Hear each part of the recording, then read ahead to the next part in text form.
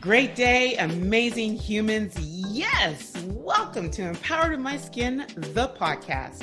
My name is Nkechi Robinson, and I am founder and CEO of Empowered in My Skin, an experienced technology executive of one of Canada's largest financial institutions, an author, an International Federation of Bodybuilding pro athlete, an inspirational speaker, and a viral sensation as my You Matter speech has hit over 6.5 million views worldwide.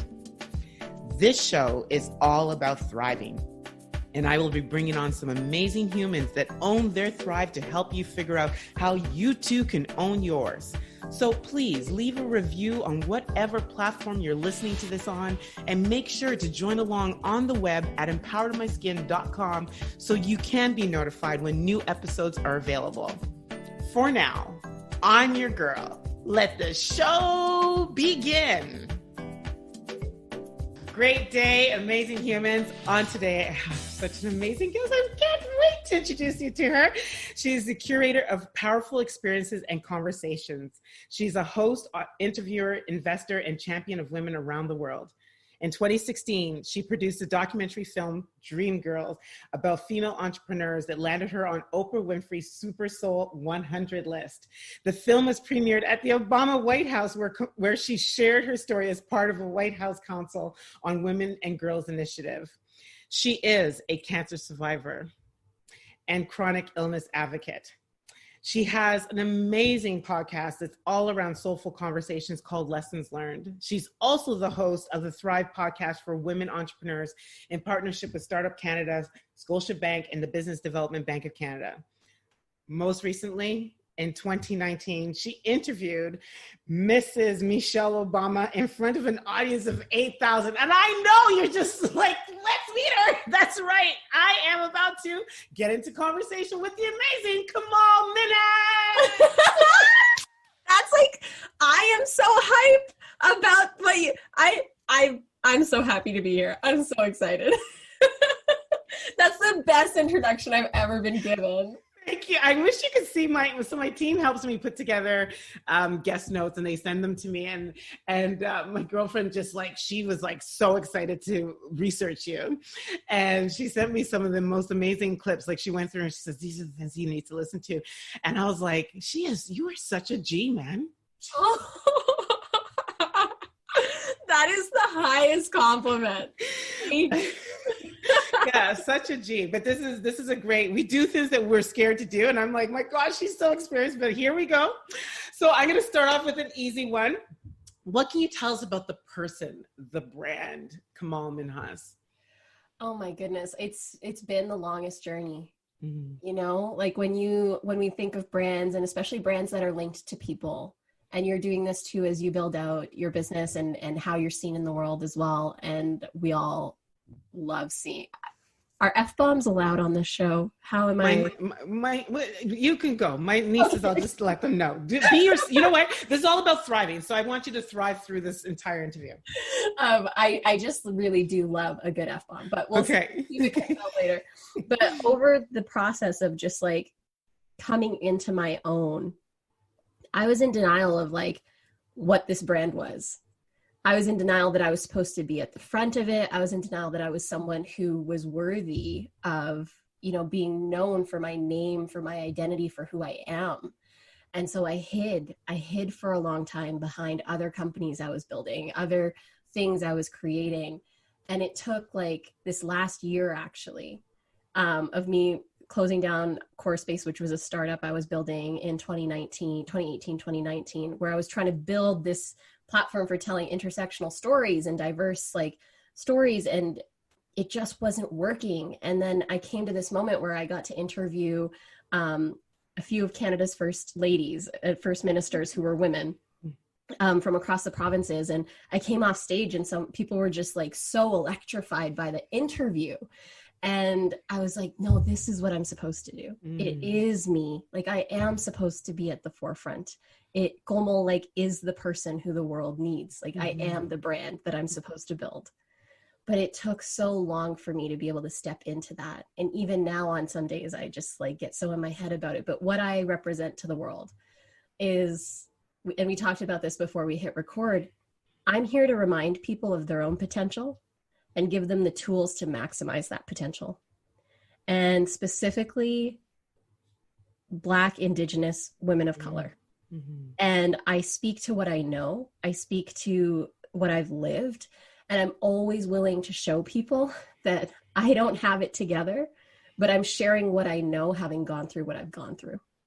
Mm-hmm. And so authenticity, being as honest as I can be, and then also rooting that back into like research around resilience, because resilience is like, to me, the cornerstone of what people need to develop in themselves for us to like push through these hard seasons. Mm-hmm. So that's me in a nutshell. That's a great nutshell. like, can I subscribe to that nutshell? But yeah, I've already subscribed. Hit subscribe already. Yeah. So I am. So I believe in the power of I am. I often do affirmations. I am. God's gift is one of my great I ams. What's your great I am? Well, let me pull. I literally I have my affirmations right in front of me. Okay, let's go. Which is like, so let's talk for a second about the power of affirmations, because I was not someone who would do affirmations in the morning, but now I stand proudly in front of my mirror and I remind myself of these things. So one of mine is, I love and deeply cherish my culture and my identity. My voice is my power. Ooh, my voice is my power. Right? I actually borrowed that one from Jam Gamble, and she just said it once and I was like, oh my God, like that's the perfect addition to that sentence, because it's so hard sometimes for us, like, and I speak as a South Asian woman, to maintain culture in a predominantly white society. And I'm in a relationship with my incredible partner who I love, Mitch, who's a white man. And so I always want to make sure that I'm honoring and respecting where I came from, the parts of my culture that matter most to me, and that I remind myself every day to show up with my culture intact and like with that love of myself. Yeah. And I love that you say that, because if I think back to like the beginning of my career, my culture ended up being such a barrier, because in like my background is Nigerian, it was be seen, not heard. And I got into leadership really, really young. And so you can imagine I'm this young kid who's working with these older people at the time. And all I ever knew was respect your elders, be seen, not heard. And, you know, so I'm just saying that because I had to learn to break free of the cultural limitations, but then learn to love the culture that I want to embrace, that has made me who I am, you know? So. And thank you for saying that, because you're right. Like there are parts of the culture that just are so oppressive for us. Like even in Indian culture, it's like patriarchal to a T. And so how do we dismantle those parts of it while rising through the parts that make us like who we are? Yeah, it's a beautiful thing. And so we are going to be sharing energy for like the next 30 minutes. And I mean, already there was such richness in the way you described your brand, but what do you want to be known for at the end of this interview? At the end of this interview, I want to be known for the depth of our connection. Like when people are listening to us, I want them to like know that we were willing to go there for ourselves, and also for them to get a glimpse of what it looks like to build the way that we're intending to build. To have been a young person who was thrust into like major leadership roles at a young age, and then how you code switched and brought your culture into who you are and what you do.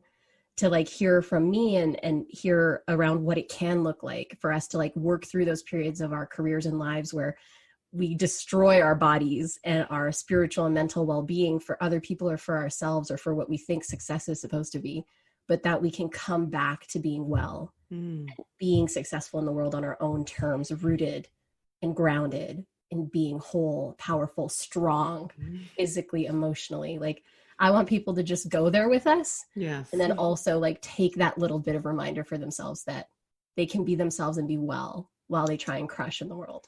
So because she said that, I just have to share with the listeners, probably the first 5 minutes of our conversation, as soon as we came in, I had to let her know that just being in her presence makes me cry. And I think it's the level of authenticity, your thrive, the way you drive, and the words like that you speak to us. And you spoke to me about potential, and that word just always cuts so deep. And so I'm excited to even just, take in from you today, because I believe that's feeding me already. So yeah, let's talk about. That's going both ways. Do not be fooled. Like I said this when we started, because we're seeing each other. You're going to be hearing our voices, but we're looking at each other on Zoom right now. You the joy you brought the second this started, like it powered me up so fully. And we can't forget that, like, that joy is so what we need right now, especially. So you filled me up as soon as I came on. and especially now, living in isolation. I heard the most profound thing that T.D. Jakes said is that typically people, like astronauts, they get trained to be isolated. And here we are in a period where people were thrust into isolation. So what have you learned in isolation? I learned that when the noise is taken away, all you're left with is yourself. And if we can find those moments where we truly like ourselves and are friends with ourselves. And like my mom used to tell this to me all the time when I was younger, and I didn't get it. She was like, I'm my own best friend. And now, like, in isolation, and also, like, I feel like part of me was trained for isolation because of my recoveries from my neurological illness and from the surgeries after cancer. Because those experiences can be so isolating, especially when it comes to like a neurological illness, because I lost vision in my left eye, had vertigo, couldn't hold conversations with more than one person at a time without like having these physical responses that would like shut down my mind. And these mini panic attacks. So I had to learn how to like enjoy who I am without worrying about who I want to become. Ooh, say that again. Say that again. Enjoy who I am right now without worrying about who I want to become. Because it's that tension that can destroy us. It's that tension that can keep us so like mad at ourselves, upset at ourselves, frustrated because we're not that person yet. But it's like, hey, we're isolated. We're separated. We're not in the world. But what we can do is learn to be like okay with who I am right now. And that's been like a long journey. But that's what isolation has shown me, is like I'm actually a lot of the time now really happy with who I am right now.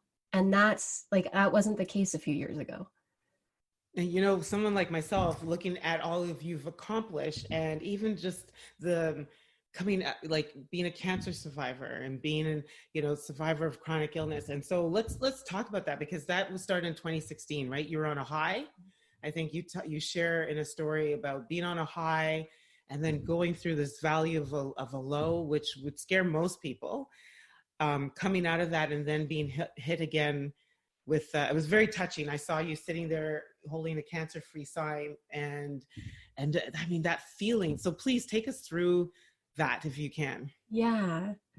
And it's really interesting, and it's a story, or part of my story, that I've only been able to own this last couple of months. But so we created a documentary film called Dream Girl about female entrepreneurs. I saw the Kickstarter campaign for it, reached out to my co-founder, Erin, and we connected and decided we were going to work on creating this thing together. She invited me into her world, into building this movement. And thus ensued like 2.5 years of just like turmoil after turmoil, but like work related. And like, I'm in my mid-20s, like the enthusiasm and energy you have as someone in your early to mid-20s, oh my gosh, like I maximized it, like went down to New York often to work with her on the film. My background's in journalism and storytelling, so I loved it. We were building this timeline. We had to restart the movie at one point. Like the film itself was such a roller coaster. And then simultaneously, when we got word that we were on Oprah Super Soul 100 list, it was the same week I was diagnosed with my cancer.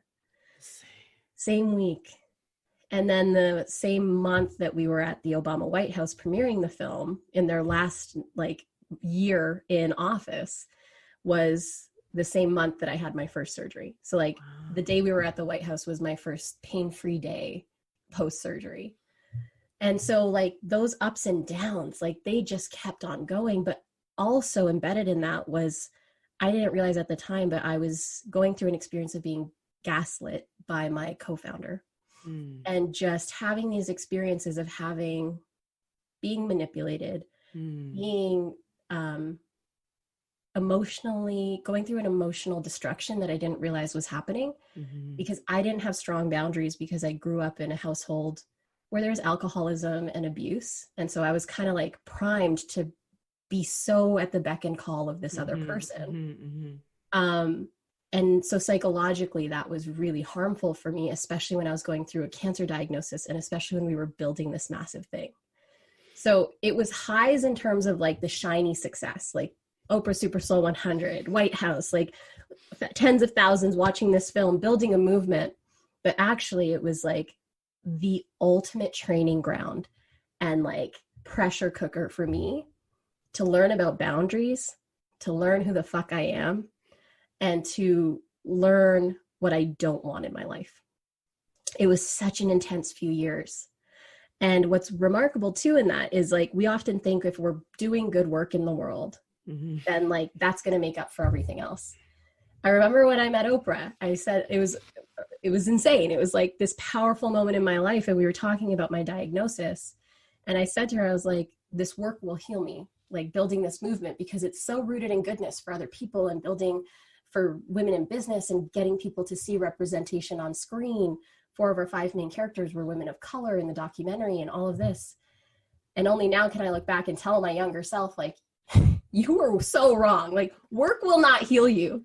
Dealing with unresolved trauma, getting out of this abusive relationship with your co-founder and prioritizing your well-being will get you out of this. Yes. I think sometimes we can forget that when we are going through hard seasons, is like being distracted by the thing that's not actually going to heal you. And sometimes it's those things that seem to be so in our forefront that we don't recognize that they're the distraction. Yes, exactly. So how did you get to that place where you recognize that, and how long did that take? I mean, I didn't. My body took over. Okay. So when the neurological illness hit, I woke up one morning, January 2017, and I just couldn't see out of my left eye. And I thought it was like a headache or something, but then it progressively got worse. I lost about 70% vision. And then we went to, because we're in the States, right? I don't have insurance down there. So I go to an optometrist who happens to be specialized in neurology, a optometrist. And she did this scan and she's like, you have something called optic neuritis. And in 60% of cases, it can be related to MS, multiple sclerosis. In 40%, it's an anomaly.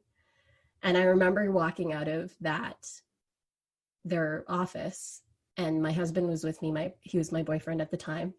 And just crying. Like, it's that quintessential scene in a movie. I'm on the street in Brooklyn.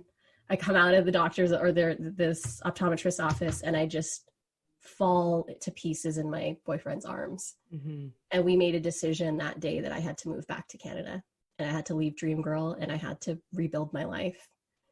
And so I didn't choose. And that's why I do the work I do now, because I want to get to people before their body chooses for them. There's a great quote that Julie said today, and you might know it, is if you don't make time for self-care, essentially, your body will impose illness. I'm not saying it right. I'm probably not. Yeah. But that level of stress, right? Like, it has to show up somehow. And when we look at especially neurological related illnesses, stress is like a number one factor in accelerating degeneration. So in my case, it was 40%. It was an anomaly the reason that it came up. But I knew that if I didn't fix something, like especially as first gen Canadians or immigrants to this country, our parents and our families didn't work that hard to see their young children, like in my mid 20s, like fall apart. Physically. Like, I looked at my parents' sacrifice and I was like, so I'm going to put myself through this shit and get so sick and messed up?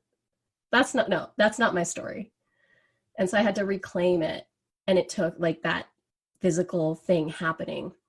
And then it took me a good 2 years to become this version of who I am. So it sounds like in those 2 years, you've established boundaries. Can you talk to us a bit about how do you take care of yourself now on a, just even the environment, which is the people that you surround yourself with, your self-care? Do you have a self-care regimen? But how do you really manage and maintain your thrive? So I have my acronym for what I do every day. Oh, okay. It's there. It's MMMTHR. Okay. So that is meditate. So every day I do breath work for 20 minutes, meditation for 20 minutes, motivate. So every day I write out my 13 affirmations to myself by hand, and then I loud to myself in the mirror. And this is like my quarantine. I've been able to get this in place during quarantine because otherwise, like, I'm on the road way too much. Or I was distracted by other things. So motivate, move for 30 minutes a day. And I got this from 100 Strong and Sexy, where if I don't move one day, I add 30 minutes to the next day, but I don't do more than 2 days gap. Yeah. And then I track what I'm eating. So I just use an app to just know what's going in my body. It's not necessarily with an intention to like lose weight or anything like that. It's just for awareness, hydration, and then resting well. So at least 8 hours a night. I'm not so good on 8 hours a night. Okay. Like aspirational. But that's like truly, I was not doing it a little bit last month after the news of George Floyd's murder came to the fore. I think for a lot of us, we just weren't able to like be well, even just, it was a lot. It was a collective major trauma. And as a South Asian woman, just like being present and being able to just hear and witness so much of what the Black community was sharing, it's a secondary trauma that we take in just to really be with that. So I didn't for a while. I was like off for 2 weeks. But then I had to remind myself, because my body was starting to do crazy things. Like I wasn't feeling well. And I was like, these are non-negotiables. Like my boundary is my body tells me now, because it's so sensitive, that I have to be so tuned in and aware. So there. There, non-negotiable. And you answered my next question. I'd be like, do these form your non-negotiables? So yes. Because you went there, I actually wasn't, I thought about asking you, but I wasn't going to ask you. So one of the things I promised myself is, I'm not going to be the person that's going to be able to solve laws and regulations and build the structures and the systems that needed to be built right in the first place. But I can certainly make sure that I'm helping to heal hearts, and contribute to that space. And so, because you touched on 846 and the whole George Floyd, what would you say that the significance of that and the 846 means to you? I think that it's less about what it means to me, because I am not a Black Indigenous person. It's more about what I'm hearing it means to others. Okay. And in my allyship, and even just using the word ally, like, it doesn't feel right, because it's a responsibility now for everyone to just show the fuck up. And so for me, what that looks like is when I'm building my program that I launched today, which is called The Next Right Step, that we have a module focused on impact and identity. And what I see in the personal development, self-improvement, self-growth space is a lot of like things focused on American individualism, which is like, because of their lack of social infrastructure, a lot of emphasis gets put on alternative medicine and also like self-improvement space. So you see a lot of these self-improvement gurus who didn't show up last week or last month, who didn't know what to say, because they've never known what to say, because they avoid it, because they don't want to talk about systemic oppression because it's bad for business. But the thing is, we have to. And for those of us, like, I'm South Asian, but for those in the Black and Indigenous community, they can't, that privilege doesn't exist. For the types of racism I've experienced, that privilege doesn't exist. So I think that the service that we can do as BIPOC creators in personal and self-development and fitness and all of this is to make it known to our audience that we're a safe space to come, because we're willing to talk about this, name it, and when I step out of line or when I do the wrong thing, to be called out and called in, and I will improve. So that's how I see my responsibility. And then also, like, I'm an investor. in the companies I've invested in, like certain ones, like one's in the marijuana space. Mm-hmm. And so as an activist shareholder, what I can do is write that company's executive and board and say, this line of business is now predominantly, your board is all white men. And this business was built on the backs of Black and Indigenous communities. So why don't we move for, as a company, working to expungement of criminal records in Canada instead of just pardons? And so how can I help support that happening and this company being part of that conversation? So I think we can get thoughtful about what systems of power we're attached to, and then see what levers we can try and push. But we also have to, like, from a self-development perspective, it has to be part of our habits. So we have to build the habit as non-Black people of color and non-Black people of, like, how do we ingrain this into our weeks, our conversations, our days? And so, like, it's a constant reckoning in our house as well. Like, my father-in-law is 62-year-old white man. And, you know, we've had many a conversation where he's like, I don't see color. Like, and I'm like, that's harmful and problematic at the dinner table. Yeah. But he's open to conversation because we've worked on that for the last few years. So those are all that's like how I feel like I can show up thoughtfully and, like, as authentically in this way. And I can't wait to listen back to this, especially the part where you spoke about the perspective you provided about the personal development and how it's bad for business for them to talk about systemic oppression. And that's so powerful, because if I think about all of the podcasts that I listen to for all of these gurus out there, the birds chirp for a bit.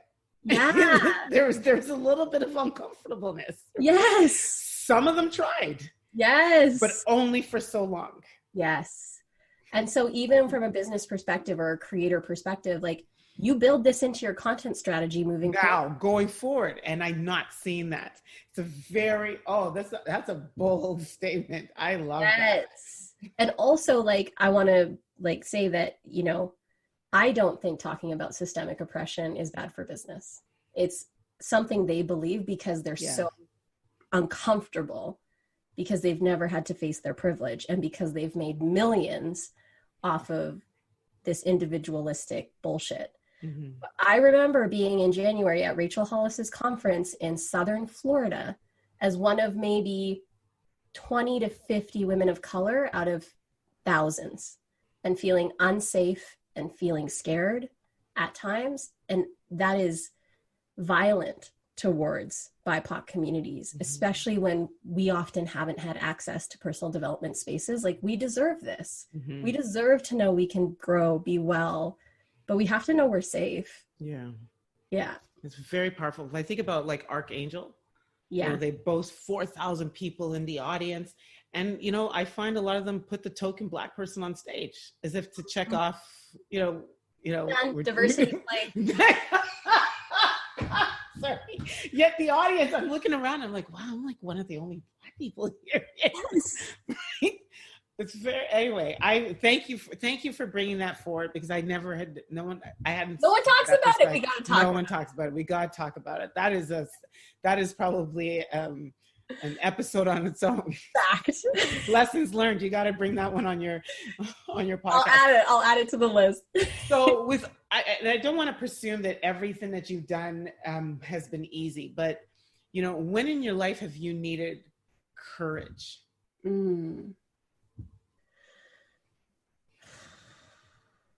I think it is, I think when I was my sickest, it was like the ultimate moment when courage was required, because there comes a point, and I think folks who have experienced mental illness can really understand what I mean, when it's like, there comes a point where you have to choose to commit to doing the things that you know can support a version of better. And that it's a very distinct moment when you choose and you see the other path and you're like, if I don't, like, it's over. And, like, I don't want that. life. I can have something that's even a little bit better. But in that moment, you need a lot of courage to be able to be like, okay, I can do this. And I think also, like, anytime I have to own up to being wrong or having said the wrong thing. Mm-hmm. And even last month, like, it takes courage as non-Black people to figure out, how do I say what I need to say? How can I show up? What can I do without centering ourselves and making it, about you, about us? Yeah. Because it's not. And again, like, but then what I've learned too is in resilience research, competence leads to confidence. Mm-hmm. So you need courage up to a point, but then you build that competency where it's like, no, it's either an ingrained habit, belief, behavior, and then that leads to you being confident in that area of your life. Right. So I feel confident now and rooted in my health habits and my non-negotiables. But 3 years ago, hell no. Yeah. I was scared. I was scared of there. I love that. I'm going to just text you. Turn this into like a fun. There's no way. 0 ways. How can I commoditize it? I'm waiting for the cup. So, what's the most important lesson you've learned, or the most important thing that maybe a mentor has told you in your life? And what was your life like before learning it? Or even after? Yeah. I remember distinctly, after I was diagnosed with cancer, I got to meet this really wonderful man, John Rotz, in New York through my co-founder. And he was part of Maharishi's thought, or like lineage of teaching. And he's a well-known spiritual guru in the States, Maharishi. He was like the guy that the Beatles went to. TM meditation is like Maharishi's thing. And so John is a practitioner of it. And we were talking over pizza, and I was just talking about my diagnosis, and he just said, trust in the journey of your life unfolding. And I was just like, come again? But I just remember feeling this, like, this sigh as soon as he said it. And it was like, trust in the journey of your life unfolding. And what I took it as is not like, be okay with the fact that you have cancer. Like, no, it was trust that there's something here. Mm-hmm. And trust that whether the outcome here is good or bad, the prognosis is good or bad, whether your life will be long or short, just be right here. And I think that comes back to what I shared earlier about, like, being okay with you now and not worrying about who you're becoming. And I think that's truly the biggest lesson I'm continuing to learn in my life, because the more presence and the more here and in this body and as me, this Komal right now, that I can be okay with and like open to, it's like, wow, I can enjoy this life. I love that. I have a daily mantra that says, I trust that everything is working out for me. And I love the word unfold, because I also have another one that says, my day unfolds with ease and grace. And so when you said that, and I'm going to just say the words again, because I want listeners to really take this in, trust in the journey of your life unfolding. And whether we like to believe it or not, every single day, and it makes me emotional already, our life is unfolding. It truly is. And I get it. It's not that you're okay with how things are right now, but it's just that next page of that journey. And you just have to kind of get through this now moment, and the next one's going to unfold, And like, imagine how in a moment you can be. Yeah. Like, even at the hardest moments, like this is the house that I healed in. This is the house that I did my recoveries from surgeries in, that I walked myself through that recovery post neurological illness. Like, this was that home. And so I can walk to different places in the house and remember moments. And so my like breakdown, that moment when I needed courage, it happened in that room. And it was the worst moment of my entire life. And when I think of the presence I had in that moment, I felt the shittiness. I felt the awfulness. I felt the hardness. I did not avoid that moment. And it helped it pass. And it helped me process it faster. and help me move through it faster. So it's like, for the good and the bad, trust in the journey, the process of your life unfolding. And I love that. Don't avoid the I'm paraphrasing, but don't avoid the moment. Let it pass. Woo! Girl, hey, the nuggets, love it. So I'm gonna take you through some rapid thrivers. Okay. So when you think about someone that inspires you in your life, that is a thriver. Who's that, and why? I think about my mom, my grandma, because, and I know this is rapid fire, but so my grandmother lost, so she had 4 children, but she lost 2 of her daughters, one to anaphylactic shock very suddenly, and my aunt died in her arms. And then my other aunt was killed in a car crash in Calgary in a hit and run in the middle of winter. And my grandma lived with my aunt at the time, and my aunt was a single mom, and her daughter was left motherless. And when I think of my grandma and her tenacity and strength, and then my mother to have lost 2 of her sisters and so much more grief that they've experienced in their lives together, and I see the women that they are, the way they love on themselves, like, yes, like I'm proud of my lineage. I'm proud of my ancestors. I'm proud of my maternal line. Like, I am here for being from that line of warriors. Mom and grandma, I love it. When you think of a book that's helped you with your thrive, or what book? Yeah. So the 4 Agreements is a big one for me. Yeah. And it's one that I listened on audiobook for the first time during my birthday in 2018. And I'm trying to make it like a habit to listen every year at that time, because it just felt like such a transformation. And be impeccable with your words is one that I will always embody, because integrity is like my core value. And so that book just like gave me more of the tools and language to like own that the way I want to live is like a good and integrity filled way to live. You know what? I think I might have to dust it off, because it's been a long time since I read it, but that's a good one. Yeah. Yes. So I think I know, but what is the daily activity that helps you most with your thrive? And I'm sure it's in the, so which of the, there's what, 3 M's and TH, which of the 6? Help you the most. Yeah. This is, as you can tell, I'll work on this better. We'll make it like a better name. No, I like it. The 6 to win. I don't know, but meditation. So okay. I've been meditating for on and off for 10 years, but this last year it's been almost close to a daily practice, minus like my March. And there was a couple points where it didn't happen, but I'm truly a better human. Yeah. Fewer grays.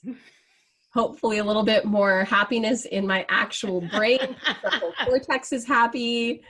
I'm just like a better human. And the like self-doubt and like that part of my brain stays at bay if I do that every day. And I have found value. I only started meditating with COVID-19, like with quarantine. What a gift you gave yourself. Yeah, I know, but I'm still trying. Like I fall asleep a lot of times. But honestly, my first 2 years, I fell asleep every time. Oh, did you? Okay. Every 2 years of just falling asleep when I would meditate. Okay. I was like, am I doing this right? But my teachers would always tell me like, that just means your body and your mind just need rest. Like just, okay. So just continue to, just don't stop. Okay. What is an app on your phone that helps you with your thrive? Ooh, Streak. So what's that? It's an app that is, sorry for that loud noise. No, it's okay. You can literally it's like the 6 habits a day that I want to do. Oh. Yeah. And then you just kind of click on one of the circles, and it's a very satisfying click. Oh, that you got it done. Oh, she's showing me. She's demoing. Okay. Yeah. I'm showing her on video. Sorry. Everyone. And it's STREAK. Yes. Streak. And it's a habit app. It's a habit app. And so every day my whole thing gets full and I'm like, wow, I did it all. I love it. And I just read Atomic Habits by James Clear. Lots of people have been telling me about this book. I need to read it. It is a game changer. Systems over goals, right? It is a game changer. Okay. I'll read it. Yeah. Game changer. And what is a misconception of you that people have as they see you thriving on stages? I saw you jumping up and down and motivating girls everywhere. Oh gosh. I think it's funny because I did an episode on self-doubt on the show this week for Lessons Learned. And I got a couple DMs where they're like, it was so reassuring to hear that you go through this too. Mm. And, you know, as authentic as we think we're being, sometimes like we aren't actually sharing necessarily all of like the hard things we're trying to overcome. Mm-hmm. And so I think like the biggest misconception is that I have it all together. And I'm just like out here trying to do my best and like still struggling all the time. So the struggle is forever, but we keep getting better through the struggle. And I think that's what I love about life is like the problems get better, but they never go away. Mm-hmm. And that's what I like about like, that's what I think the biggest misconception is like, no, I don't have it all together. Like even with when I shared about Obama, like being Obama White House, Oprah Super Soul 100, you see all those shiny things, but you'd never think that behind the scenes it was so crazy and like hard and one of the hardest seasons of my life. But that's why it's like you gotta you never judge a book by its cover. So I do not have all my shit together, but I'm working on it every day. And I thank you for the leadership and being that vulnerable to share that. So we are enthralled. We are subscribing. Where do we find you online? Where do we continue to connect with you? And do you have any projects? Yeah. Yes, the best place is on Instagram, Komal Minhas, KOMAL MINHAS. Mm-hmm. And I just launched my first ever online program today. It's about resilience. It's called The Next Right Step, and it's a 5-week masterclass on resilience and leadership. And over 5 weeks, I'm interviewing thought leaders. So it's 3 hours a week where everybody's in class with me. I'm interviewing a thought leader, and we have a Q&A as a group with that thought leader. And then I lead a workshop around one of my 5 roots of resilience, which are community, self-efficacy, so believing you can get through hard things, wellness, impact and identity, and work.